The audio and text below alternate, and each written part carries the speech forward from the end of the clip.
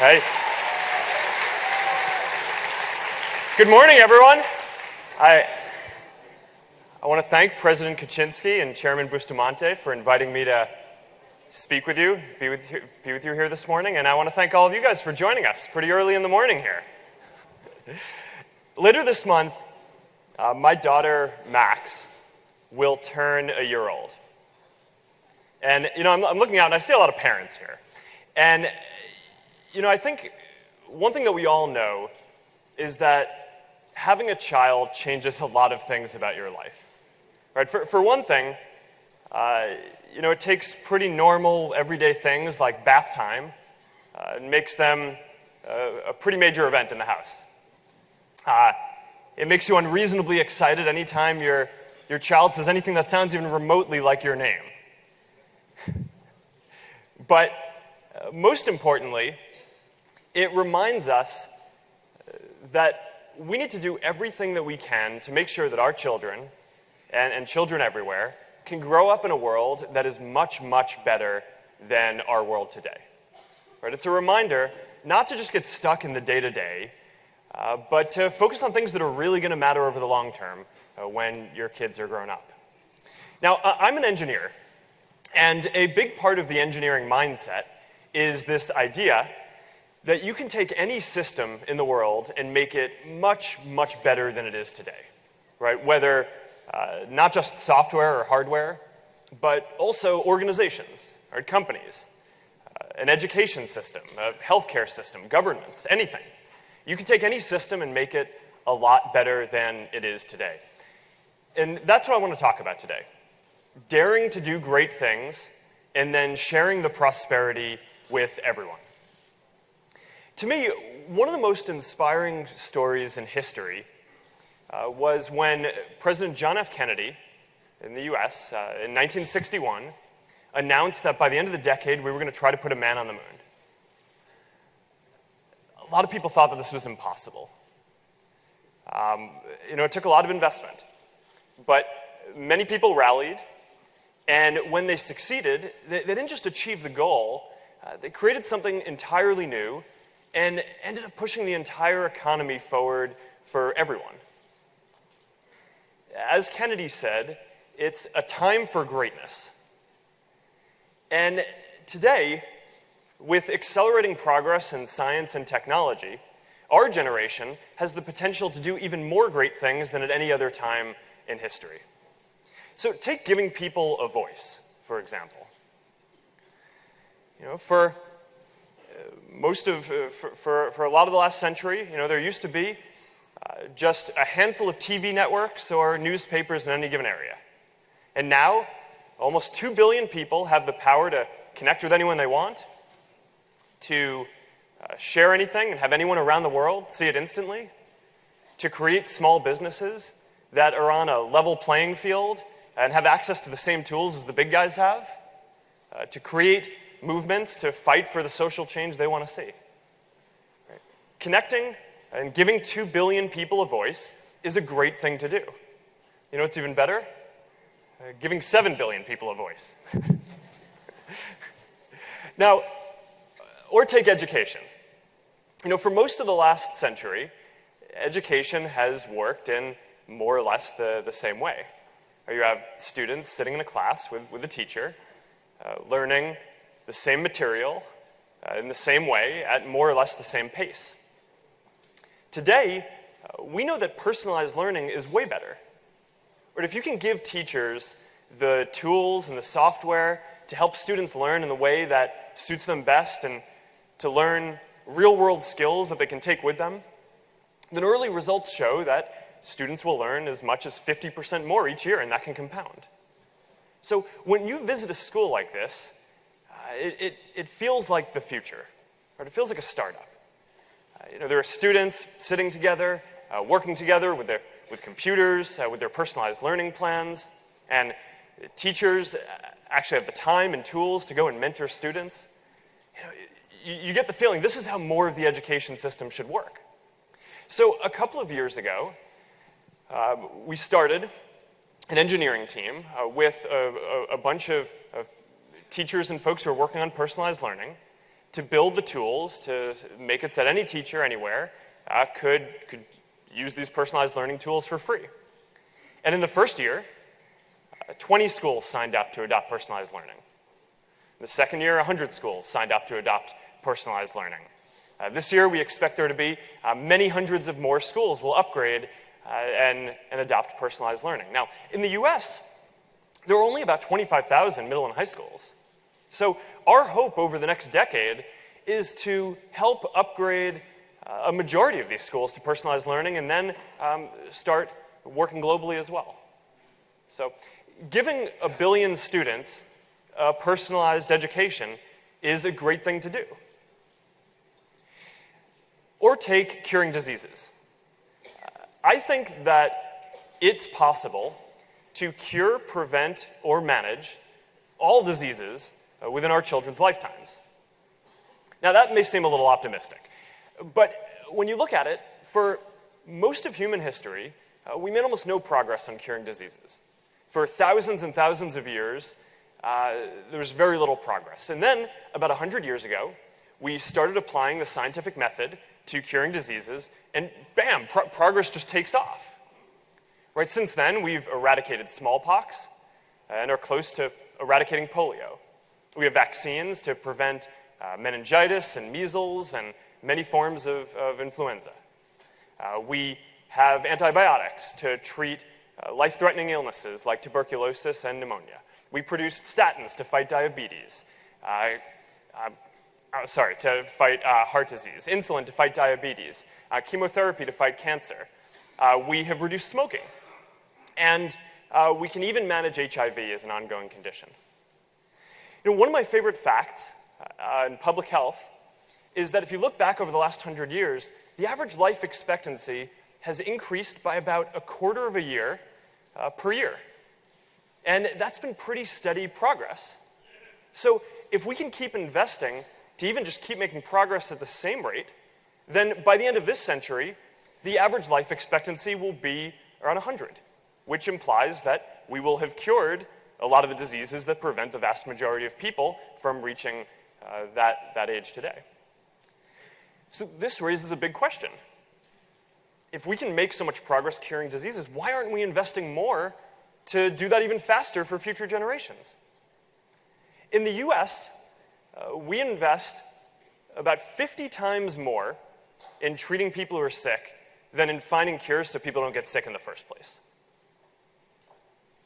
You only would do that if you believed that people were always going to get sick, or that you couldn't cure all the diseases.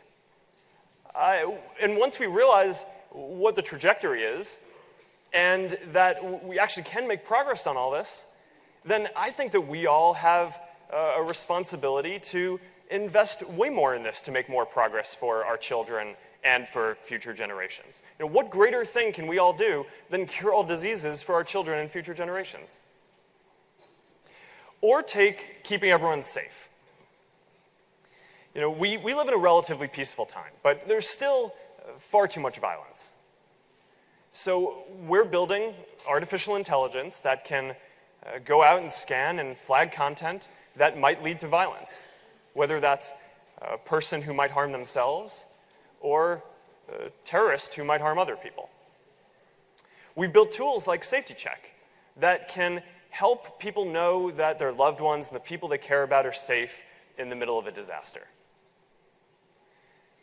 So building technology and security that helps keep people safe, that helps people not have to go into the middle of these dangerous situations, that's a great thing to do. So these are some of the great things that I think that we should dare to do. Now, I'm optimistic about all this, but as an engineer, I'm also realistic about how hard it's going to be. We can work to give people a voice, but we also need to do our part to stop the spread of hate and violence and misinformation. We can build artificial intelligence to fight terrorism, but we also need to make sure that we protect people's privacy. And we can invest a lot more in curing all diseases for the future generations, but we need to understand what those trade-offs are for us today. But our generation can achieve all these things. And that starts with working on the one that ties all of them together, which is connectivity. In order to do all of these things, we first need to connect people. Connecting people means a few different things. It means compassion, helping people, helping to bring people together and realize that for all these things, we're all in them together. It means ideas, helping us learn faster and get exposure to people and cultures all over the world. And it means opportunity, opening everything the world has to offer to each and every one of us. Now, we know that connecting people and enabling a free flow of ideas and trade is the path to doing more great things and to creating the greatest overall prosperity. But as we're learning this year, in election after election, even as globalization might grow the overall pie of prosperity, it also creates inequality. It helps some people, and it hurts others. And we can't afford to leave anyone behind. So we have a fundamental choice in how we choose to address this inequality. We can disconnect, risk less prosperity, and hope jobs we've lost come back. Or we can connect more, try to do more great things, try to work on even greater prosperity, and then work to aggressively share that prosperity with everyone. Now, look, I don't think that there's any question that the second path is better, but we need to acknowledge that it's also a lot harder. Right? Disconnecting is relatively easy, but connecting requires making big investments in infrastructure and generating the political will to make hard, long-term decisions. Right now, about 4 billion people in the world, more than half of the world, is not connected to the internet. And this is really important because research shows that for every 10 people who get online, about one person gets lifted out of poverty and almost one new job gets created. So if we can connect the 4 billion people who are unconnected, we can lift hundreds of millions of people out of poverty. According to the World Bank, for every 10% increase in connectivity, a developing country's GDP grows by up to 2%. So if you take a country that has half of its population connected, and you connect the other half, you can increase GDP by as much as 10 points. So connecting everyone will lead to dramatic economic growth and lifting millions, hundreds of millions of people out of poverty. And even more, connectivity enables all the other great things that we want to do as a society. So, think about this. If we want our children to have access to the best personalized learning tools and software, if we want our scientists to have access to all of the information and be able to collaborate with anyone around the world in order to cure all diseases, if we want to build the most powerful AI to help keep us safe, then first we need to connect people. Now, connectivity is just as important in developed countries. It enables trade. It helps us understand each other. A lot of the biggest problems that the world faces will require global solutions, and that means that in order to reach these solutions, we need to work together and connect more. So that is why I think we need to make connectivity and connectivity infrastructure a much higher priority on each of our agendas. Today, the world spends about $400 billion a year on connectivity infrastructure. And to put that in perspective, we spend about 16 times more on health. But actually, infrastructure investments are decreasing in a lot of places. Since the financial crisis, more than half of G20 countries have cut their infrastructure investment budgets. Now again, this level of investment might make sense if you believed that we were only going to be able to make incremental progress in growing economies and lifting people out of poverty and in education and in health. But once we realize that we can do great things, right, that we can give a personalized education to all children, that we can cure all diseases for future generations, and that connectivity is the key enabler to do those things, then I think that we should be making this a much higher priority on our agenda than it is today. So today, there are three main barriers that are preventing people from connecting, and we can fix them all. The first is availability, right? The idea is you might have a phone, but there's no network around you to connect to. That's about 1.5 billion people around the world. The second is affordability, right? So there may be a network around you, but you can't afford either to buy a phone or to connect to the network. And that's about another 1 billion people. And the third barrier is awareness. And this is actually, interestingly enough, the biggest barrier that has the most people in it, is people who have a phone and there is a network around them that they can connect to, and they can afford to connect to it for not a large portion of their income, but they're not sure why they would want to. So we need to go address all of these problems, and there's something for all of us to do here. So at Facebook, we're building new technology that, like solar-powered planes, right, that fly up in the air for months at a time and beam internet access to parts of the world that don't have access today. We're empowering local entrepreneurs to build businesses by giving them infrastructure so they can sell connectivity and internet access to their local community. And we're working with local operators in more than 50 countries to provide free basic internet services to people on mobile devices. And so far, our programs have connected more than 40 million people to the internet. So it's a good start. Other companies like Microsoft and Google are working on this as well. And that's really important because I think we all need to use the technology that we're building to help connect more people. Now, governments have an important role to play here too. You need to invest more in the infrastructure to connect people, to open up more spectrum, and to make it easier to experiment with new technology. But the most important thing to do is to recognize that connectivity is the path to enabling and achieving all of the other goals you have. And we need to make connectivity a much higher priority. So that's why I'm going to be asking all of the leaders that I meet with here to sign on to the Connectivity Declaration that we announced last year at the United Nations, to make connectivity a higher priority and to pledge to help connect more of their people to the internet.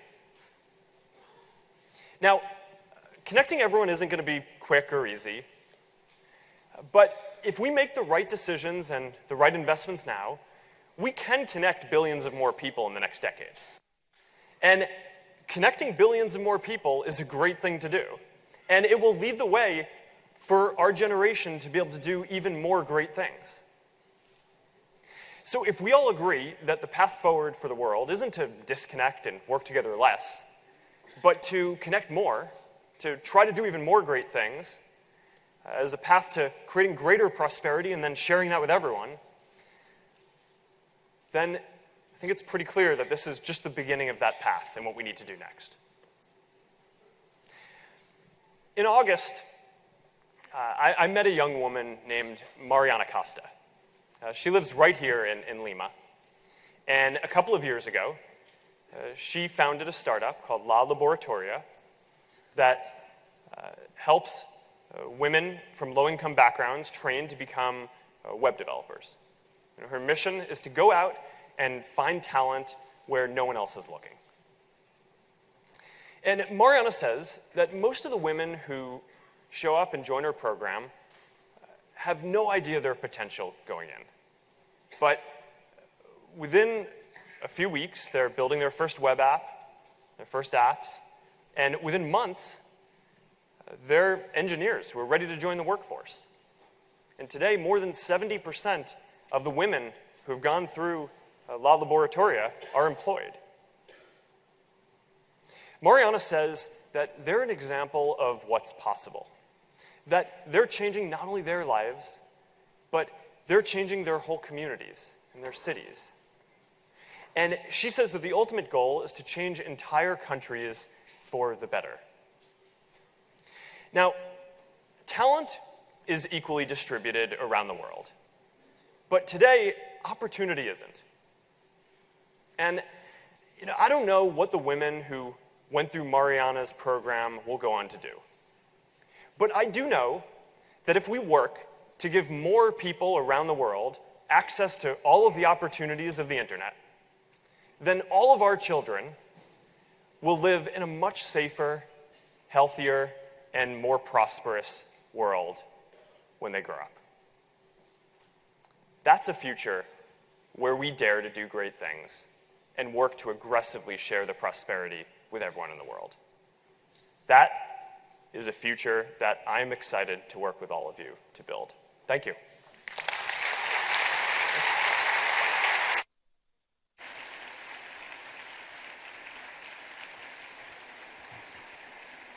Ladies and gentlemen, please, another round of applause for Mr. Mark Zuckerberg, the founder and CEO of Facebook. Now, that address